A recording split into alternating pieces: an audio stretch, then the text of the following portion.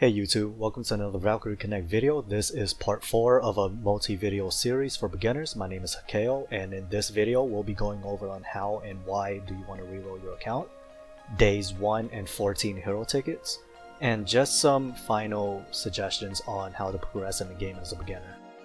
First off, we'll be going over on how and why to reroll. To reroll, all you have to do is start a new account, play through the tutorial, and complete chapter 1. Once you've saved up 1500 diamonds, you go to the beginner's step summoning, do the ×10 summon and hope to get the unit or units that you want.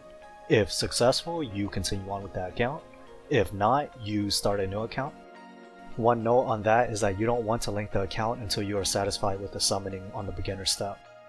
Generally, the reason why you want to reroll until you get the unit that you want is that you want to optimize your team as much as possible before you progress deeper into the game. Some units that I personally suggest for rerolling are your tanks such as Luca and Niji, and melee such as Thor, or mage such as Freya.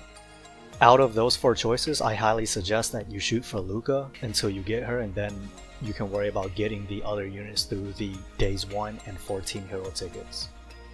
Having a strong tank at the beginning of the game allows you to progress through the story more efficiently, as well as being able to participate in more connects as you level up and orb out your units. Rerolling is simple but can be very time consuming if you don't get the units that you want initially due to RNG. It's well worth it once you establish the units that you want, since you want a strong foundation at the start of the game. Next, we'll be going over days 1 and 14 hero ticket options and which heroes are recommended from the selection. First up, we have Niji, Golveg, Loki, and Momiji. Out of the 4 options, you have Niji as the tank, Golveg as the mage DPS, Loki as the melee DPS, and Momiji as the ranged DPS. The recommended heroes would be Niji and Momiji, with Momiji being the preferred hero.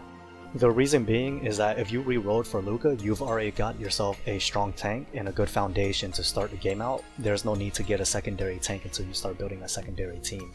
Having a good ranged DPS to help you progress through the game is essential in the beginning parts of the game. Loki and Golveg aren't very strong choices due to Golveg being able to be replaced with Hel once you progress through the story, and Loki being able to be replaced with Thor once you get him in day 14's ticket option. Momiji is a great choice for a ranged DPS since her specific armor allows her to paralyze the full back row, and in story mode that's generally the ranged units or the healing units. Next up, we have our day 14 ticket options. We have Thor, Freya, Kanon, Fei Lang, Mani, Wolfgang, Liesha, Valley, and Thrud. Out of all of these selections given, Thor and Freya are your strongest options due to them being the highest damage dealers in their respective roles. If you have Thor or Freya, choose the opposite unit, which you don't have. So if you have Freya, choose Thor. If you have Thor, choose Freya. If you already have both, choose one of them to 5-star. Don't choose any of the other units. Having this unit 5-star early in the game will help you progress through the game quicker and allow you to build a strong team to help you push arena as well as the different connects that come up. Though the other units aren't terrible units, overall they can't provide as much utility as Thor and Freya.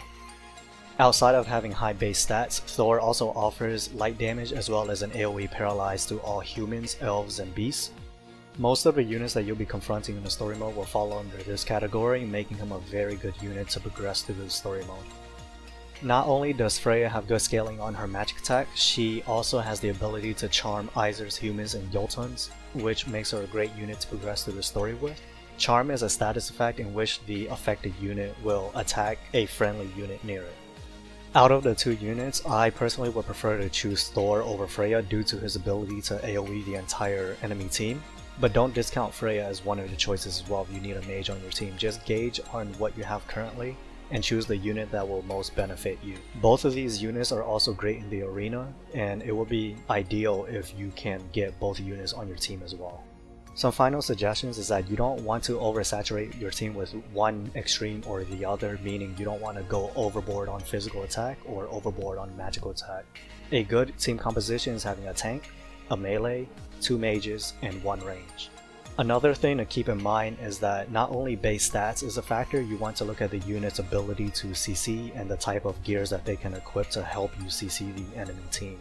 This is going to be essential when you start PvPing, where you want to nullify the enemy team of performing any action so that you can keep applying consistent damage towards them.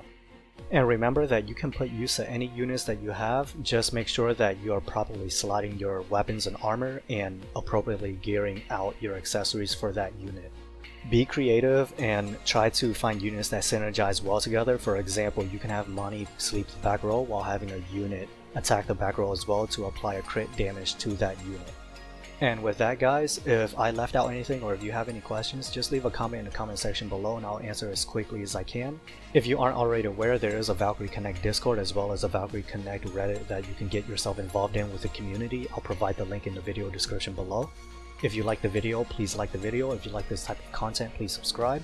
And if you would like to see what I've been up to in the game or see what the Japanese client side has been up to, please follow me on Twitter. And with that guys, take care.